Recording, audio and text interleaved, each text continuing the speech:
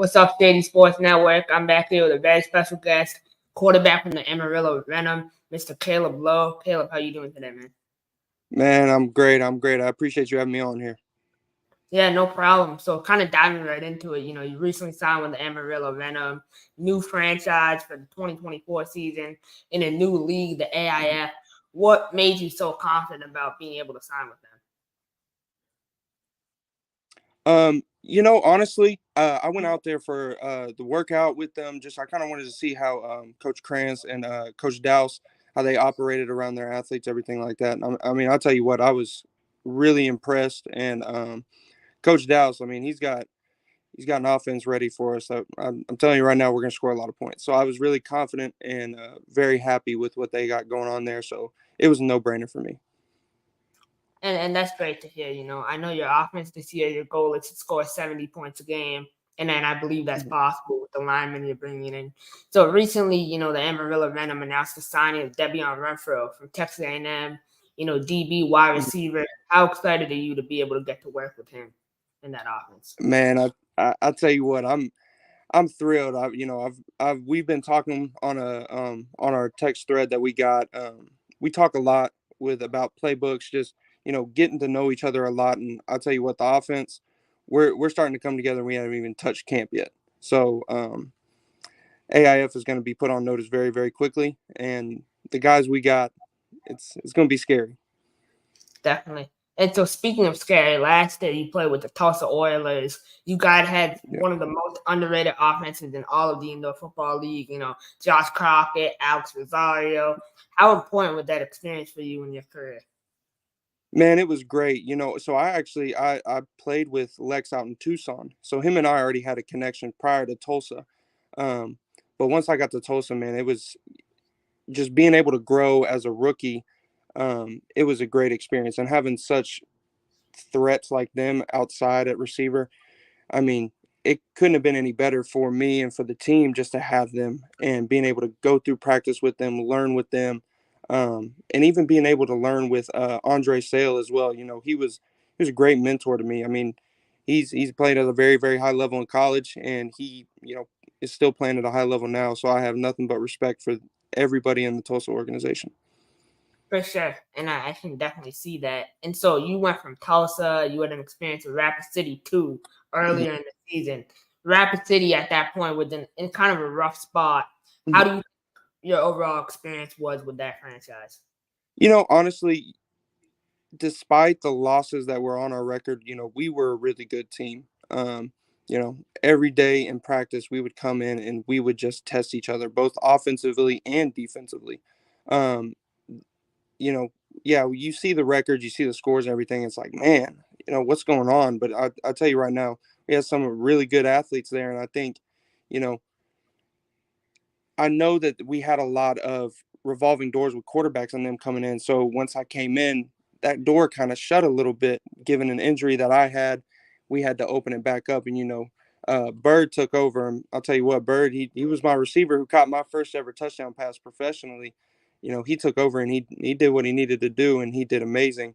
But to be honest, that organization, like I said, I have nothing bad to say about any organization that I, played for. But, you know, the losses don't really paint the picture of what we really had going on in Rapid City. And one thing that really, really interesting to me is you have a benefit in your career, which a lot of guys don't. You were able to sit back and learn and take in everything with the indoor game, which I think is going to make you so dangerous this year, this upcoming season. What have you been able to take from what you learned during the season and kind of apply it to your off-season routine? Honestly, it's just learning the game inside and out. Like I said, Tulsa was really that point for me where I was able to grow and exceed expectations that I think a lot of people have for me. Like I said, Andre, he was a great mentor to me. He taught me a lot in what I needed to learn so that the indoor world, you get into it as a rookie and you play it for the first time and you're like, oh my gosh, this is fast. 50 yards wide or 50 yards long, 25 wide. And like you just learn that it's so quick. And Andre just was able to help me slow it down in my head. And now I'm just going into off season, just making sure that my throws are quick. Everything's quick. and just making sure that I can move very quickly. And I'm even watching film of a lot of teams last game, IFL, CIF, NAL. I'm watching just film like that just to kind of pick up on defenses, what they're doing, seeing everything move. So that this season when my team and I for the Amarillo, we step on the field, we're not skipping any beats. That's gonna be fun to see. So, speaking of your off season, what's your daily routine looking like currently? So right now, what we're doing, so I coach high school football. I think a few of them are probably watching this, so shout out Prince of Peace. But so usually what I'll do is we'll get into the facility for coaching wise from we get there about 11, and then we got to coach middle school and high school. So I go through that, probably get done around 5, and then I hit the gym pretty hard. And then the weekends are really when I hit my speed and agility and my quarterback training. Sure. Does your quarterback training, what does that consist of for you?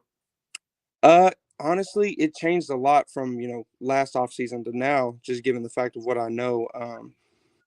It's really just a lot of quick throws. So, like a lot of quick hitches, a lot of just very quick movements with my feet. Because my feet sometimes, hey, I'll be honest, gets me into some trouble sometimes. All my coaches tell me that I've always kind of had cinder blocks on my feet. So that's really been the big thing for me this year is to work on. It's just being able to get them moving, especially playing in the indoor world. So a lot of it's just very catch the ball throw. And that's really just repetition. That's all we're doing is just repping it day in and day out. For sure. And it probably helps that you have that coaching background too. You can take a lot of things that you see from other quarterbacks and kind of apply it to your game and vice versa. So you had the Mm-hmm. opportunity after the season to go up to Vegas and compete in the XFL Combine. And you did very Mm-hmm. well. How would you assess your personal performance from the Combine? Always can do better. I mean, nobody plays perfect and nobody really comes out perfect. But when you can sit back and you go, you know what, I feel as if I was one of the top quarterbacks there, especially given that, guys like TJ Edward, EJ Hilliard, kind of these indoor guys that, they made a name for themselves. When you go out there and you kind of, you went toe to toe with them and you stood your ground, you feel pretty good. And so like I said, I felt pretty good. It felt good. Felt like I did really well. Didn't throw any interceptions. Wasn't late missing my throws, anything like that. So, you know, a lot of things I can take and be like, hey, good job. But a lot of stuff is also I got to be like, you know what, probably need to be quicker on this throw. Probably need to take a different drop here, stuff like that.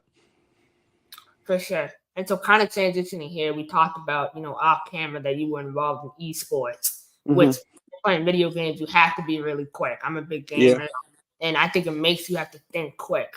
When did you get into video gaming eventually? man. I mean, I've been playing video games my entire life.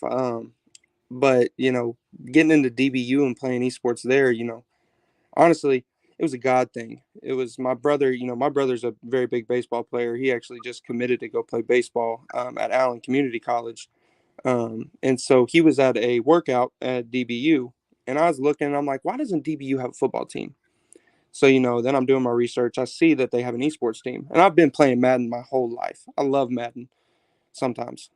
It's EA, so we're not going to get into that. But um, I emailed the coach, and within 2 hours, he was like, come on, let's get you in. And so, my freshman year, I got in and I made the playoffs as a freshman for Madden. Um, I believe that I got newcomer of the year. That was just posted on our school website. I don't know if that was really true or not, but I ran with it. I said, hey, whoa, I'm newcomer of the year. I'll take it. And so, I was the only freshman ever to make it past the first round of playoffs as well in esports at DBU. So that was really nice to know. That's a huge accomplishment. I'm a big Madden guy myself too, and EA Sports, man, they'll try to get you on everything. Yeah, they will. You know it all too well. EA is gonna try to they're gonna try to they're gonna try to screw you. That's for sure. 100%. But so EA, playing Madden, being able to play EA Madden Mhm. in college is a unique opportunity. Up my way, Yes. we have sports, but we don't have Madden at any of the schools. I think playing Madden is something every school needs to institute. Um, how did that whole process work? What were the games like, and kind of like the playoff format overall? Man, so I'm trying to remember it all. It's It's been like 2 years since that, and we would go. You would show up to our facility. We actually had a facility. It was great. You walk into this whole room. You see monitors and PCs lined across the room. I mean, it's as a gamer, it's beautiful. You'd love it. Um, you walk in there, you'd have three warm up games. You go online, you play randoms, and then you would hop into your games, and you would be the best of three. Um, at the time, I ran a uh, gosh, what was the offense I ran? Believe it was the West Coast offense, and I used the Cleveland Browns. I'm a giant Baker Mayfield fan. I love him to death. So he was on the Browns still at that point, and I had Nick Chubb and Kareem Hunt. So I'm like, dude, I'm about to run it down your throat the whole time. Stop me. And so you would play three games, and best out of three. And then if you win two, it's a game. You take it into overtime, and then once you're done with the games, you take screenshots and you send them in, and the league then like approves them, and that's how you continue on. That's a really, really unique process. I think Yeah, that's not what I was expecting. That's something really unique going online. That's that's yeah. It was a crazy experience for sure. I was expecting more like you kind of play against like in person, two people have a controller kind of sitting in the same room, but being able to play online kind of gives you that privacy, similar to, playing Yeah. quarterback, how important it is to have Mhm. privacy when you're studying the plays and stuff. So when you got your opportunity to first play, I know you went from school to school, you went to three different colleges. How was that whole Mhm. transition process like for you from different universities? Man, I mean, it's always tough. I mean, you're a young kid, like 18, 19 years old. You're moving, and you're trying to find your home. You're trying to find where you can stay and build with a coaching staff and with a school. And you know, Dubuque, that was my first school out of high school. Dubuque just, it just wasn't the right fit. I love the coaches up there, but it just didn't work out. So when I got to my next school, Birmingham Prep, everything aligned really well. Um, I loved my OC. He was a great guy. I loved his playbook that he had. He fit my style of play perfectly. We gonna probably run it 15 times a game, but we're gonna throw it 40 times a game, and I love that. Um, and so that was a good fit. And obviously, with it being a JUCO prep school kind of thing, it was time to move on to the next step. And so Huntington College, it just fit perfect as well. And COVID hit and screwed up the whole Huntington thing. But I mean, COVID screwed up a lot of things for a lot of people, and so I couldn't really. Now looking back on it, I can be upset about it, but I'm not the only one that was affected by COVID. So it is what it is, and it sucked moving around a lot, but I think it made me kind of the man I am today. Definitely, adversity kind of builds character over a long period of Mhm. time. And I guess towards looking at this season, you've been through so many different football programs, right? You've been through five programs, you've seen five different systems. What works and what doesn't, you think?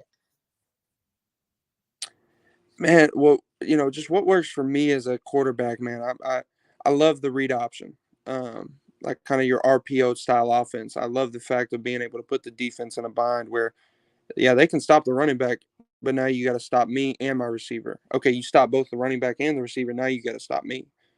And it's just like they're no matter what they do, they're wrong in some sense. And so, I've never been a fast guy. I, everybody makes fun of me because I've always been slow, but I mean I run 4.8, 4.7, 40. So I'm a mobile quarterback, and so just being able to add that aspect to my game and being able to you know do those certain things, it just makes the RPO offense just look great to me, and I love that style of offense. And speaking of style of offense, your quarterback room this year for the Amarillo Mhm. Venom, one of the best quarterback rooms in all of arena football. You have yourself, Vern Sharp, and Don Cole. How excited are you to get to work with those guys?